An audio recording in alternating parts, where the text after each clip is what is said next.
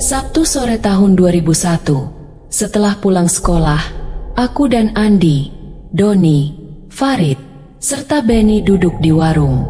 Seragam abu-abu SMA kami mencerminkan kebiasaan malam minggu kami. Ide malam itu, menjelajahi tempat-tempat angker. Andi dan Doni setuju, Farid dan Benny ragu. Mobilku membawa kami ke bekas hotel di Bukit Semarang, di mana kegelapan menyambut kedatangan kami. Ingin tahu kelanjutan cerita selanjutnya? Tonton video ini sampai habis dan jangan lupa gunakan headset agar ceritanya lebih terdengar menyeramkan.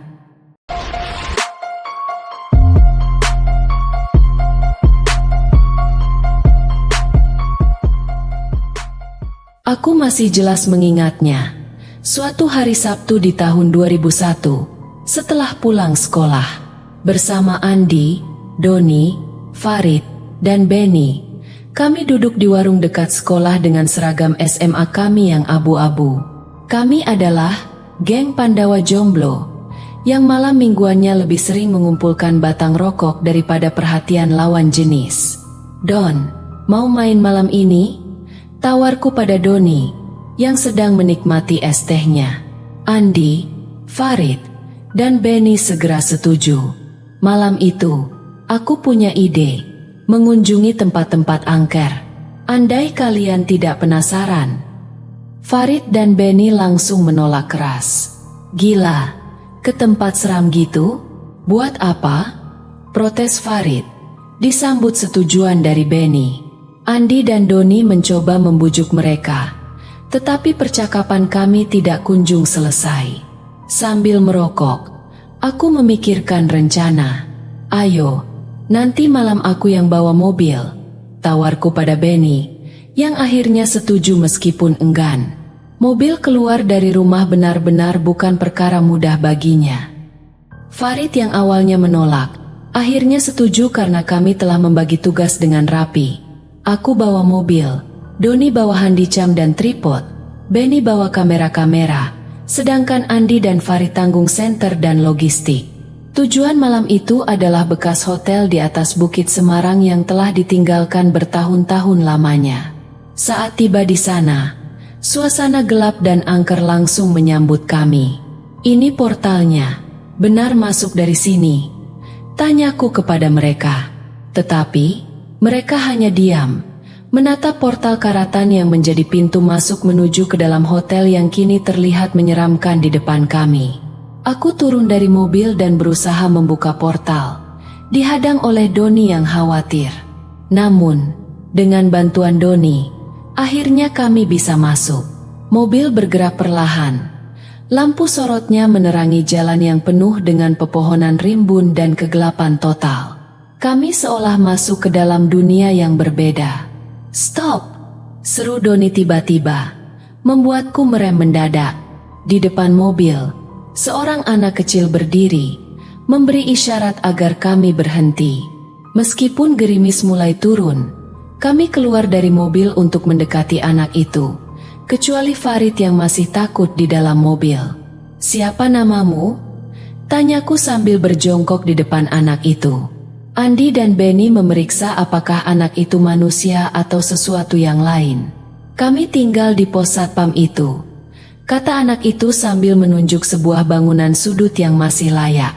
Hanya beberapa orang yang tinggal di sana, menyambut kami dengan ramah.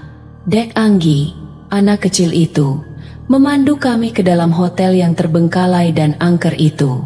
Di dalam, akar-akar pohon menjalar ke dinding-dinding yang retak. "Sungguh tidak layak," gumamku saat melihat bangunan ini yang dulunya megah. "Di sini, pusatnya," ujar Dek Anggi berhenti di lantai 2. Ruangan ini dulu adalah restoran hotel, dengan meja-meja bundar yang sudah lama tak terpakai. Saya segera memasang tripod untuk Doni yang langsung mulai merekam, sementara Andi dan Farid mempersiapkan kamera-kamera mereka. "Ambil gambarnya beberapa kali," perintahku pada Farid dan Benny. Tiba-tiba, suara tertawa perempuan menggema di ruangan, membuat kami semua terdiam. "Hihihi." Suara itu semakin jelas, menggetarkan hati kami. Doni yang merekam dengan handicam mendadak terkejut saat handicam dan tripodnya melayang di udara sebelum jatuh dengan keras. "Stop!" teriakku, mencoba menghentikan ketakutan yang merayapi kami. Suasana semakin mencekam saat handicam yang merekam secara otomatis mati tanpa alasan yang jelas. "Sialan!" umpatku, merasa tidak percaya dengan apa yang terjadi.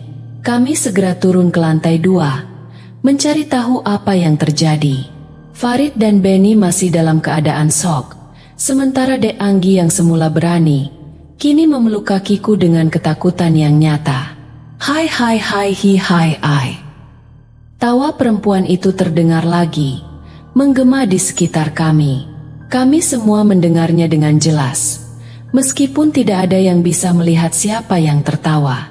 Andi yang awalnya menantang, kini bersyukur saat kami melihat sesuatu yang tidak dapat dijelaskan. Pulangnya, kami memberikan uang kepada Bapak Anggi dan berharap Dek Anggi baik-baik saja. Saat memeriksa rekaman dan foto yang kami ambil, kami kaget dengan apa yang terekam. Bayangan-bayangan gelap dan wajah-wajah yang tidak dapat dijelaskan. Malam itu meninggalkan kesan mendalam pada kami, dan kami sadar bahwa ada sesuatu di luar sana yang tidak bisa dijelaskan oleh akal sehat. "Mungkin lebih baik kita cek dulu siang hari," jawabku kepada Mbah Tunggak. "Kita perlu lihat kondisinya terlebih dahulu sebelum memutuskan untuk menjelajah di malam hari." Mbah Tunggak mengangguk, setuju dengan saran tersebut. "Baiklah, anak-anak, kita lihat dulu keadaannya siang hari ini. Lawang Sewu punya cerita yang panjang. Banyak hal yang perlu kalian ketahui sebelum memutuskan untuk menjelajah lebih dalam di malam hari." Kami semua setuju, dan kami pun bersiap-siap untuk melanjutkan perjalanan kami menuju Lawang Sewu. Udara pagi yang cerah membuat suasana menjadi lebih ringan setelah malam yang intens di hotel terbengkalai. "Apa kalian semua siap?" tanya Andi, memastikan semuanya dalam keadaan baik. Kami mengangguk, dan bersama-sama kami bergerak ke arah Lawang Sewu. Pada perjalanan menuju sana, pikiran kami terus terbayang-bayang dengan apa yang terjadi semalam. Meskipun rekaman yang kami ambil tidak menunjukkan apapun, pengalaman yang kami rasakan begitu nyata. Tiba di Lawang Sewu, kami disambut oleh pemandangan megah bangunan bersejarah itu. Lawang Sewu memang tidak hanya dikenal karena bangunannya yang indah, tetapi juga karena kisah-kisah horor yang mengelilinginya. Bagi kami, Mbah Tunggak adalah kunci untuk memahami lebih dalam tentang tempat ini. Mbah Tunggak membawa kami keliling, menjelaskan setiap sudut dan sejarah di balik Lawang Sewu. Dia menceritakan bagaimana tempat ini pernah menjadi saksi berbagai peristiwa penting dalam sejarah Semarang. Kami mendengarkan dengan antusias, membiarkan diri kami terbawa dalam alur ceritanya yang begitu hidup. Setelah beberapa jam berkeliling, kami kembali ke gubuk kecil tempat tinggal Mbah Tunggak. Udara mulai senja, dan kami memutuskan untuk bersiap-siap untuk kembali ke sini malam hari nanti. "Mbah, apakah malam hari ini kami bisa kembali ke sini untuk melakukan penelitian lebih lanjut?" tanya Doni. Ekspresi wajahnya penuh semangat. Mbah Tunggak tersenyum, melihat kegembiraan kami. "Kalian bisa, tetapi ingatlah untuk selalu menghormati tempat ini. Lawang Sewu memiliki energi yang kuat, dan tidak semua orang bisa bertahan dengan keberadaannya di malam hari." Kami semua mengangguk, merasa dihormati atas nasihat Mbah Tunggak. Kami berjanji untuk kembali malam hari nanti dengan lebih banyak persiapan dan kewaspadaan. "Terima kasih atas segalanya, Mbah Tunggak," kataku, mengulurkan tangan untuk berjabat tangan dengannya. Mbah Tunggak menyambut uluran tanganku dengan hangat. "Semoga kalian mendapatkan jawaban yang kalian cari, tetapi selalu ingat untuk berhati-hati." Kami meninggalkan Lawang Sewu dengan pikiran yang penuh dengan cerita-cerita yang baru kami dengar. Malam ini, kami telah memutuskan untuk kembali, siap untuk menjelajahi lebih dalam dan memahami apa yang sebenarnya terjadi di tempat ini. Suasana tegang masih terasa di antara kami saat keluar dari ruang bawah tanah.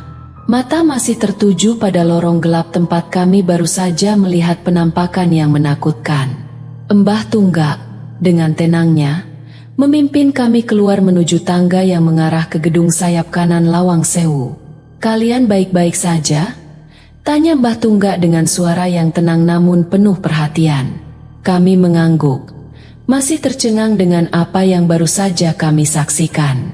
Benny, yang baru saja mengganti baterai handicamnya, terlihat pucat dan gemetar. "Mbah, itu apa yang kita lihat tadi?" tanya Andi, mencoba merangkai kata-kata untuk mengungkapkan ketakutan yang masih melingkupi kami. Mbah Tunggak menghela nafas dalam-dalam. Matanya serius memandang kami satu persatu. "Kalian telah melihat genderuwo," ujarnya akhirnya dengan suara yang rendah namun tegas. Kami semua terdiam. Genderuwo, makhluk legendaris yang seringkali dikaitkan dengan kejadian-kejadian gaib dan pertanda buruk. Apa yang kami lihat benar-benar menggetarkan. Jauh dari apa yang kami harapkan dalam penelitian kami malam ini. "Mbah, apakah genderuwo itu berbahaya?" tanya Doni, mencoba menggali lebih dalam tentang makhluk tersebut. Mbah Tunggak mengangguk perlahan. "Ia bisa menjadi bahaya jika tidak dihormati. Genderuwo adalah entitas yang menghuni tempat-tempat tertentu dan seringkali mempertahankan wilayahnya. Kami harus berhati-hati dan menghormati keberadaannya." Kami berjalan pelan melalui koridor gedung sayap kanan. Hati-hati memperhatikan sekeliling dengan bantuan lilin yang dibawa Mbah Tunggak. Suasana yang tadinya penuh semangat untuk menjelajah, kini berubah menjadi kewaspadaan yang mendalam. "Mbah, apakah kita masih aman di sini?" tanya Farid. Suaranya bergetar meskipun mencoba untuk tetap tenang. Mbah Tunggak mengangguk. "Kita aman selama kita mengikuti aturan dan memperlakukan Lawang Sewu dengan hormat. Tetapi, malam ini kita harus lebih berhati-hati." Kami melanjutkan perjalanan, merenungi apa yang telah kami alami. Mbah Tunggak terus membimbing kami dengan pengetahuannya yang dalam tentang sejarah dan kepercayaan lokal. Dia memberikan panduan tentang bagaimana bersikap di hadapan makhluk gaib seperti genderuwo. Setelah beberapa waktu berjalan, kami sampai di lobi utama Lawang Sewu.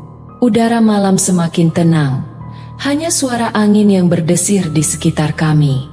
"Mari kita kembali ke gubuk, anak-anak," ucap Mbah Tunggak dengan suara lembut namun penuh otoritas. Kami mengikuti Mbah Tunggak, meninggalkan gedung bersejarah itu dengan perasaan campur aduk.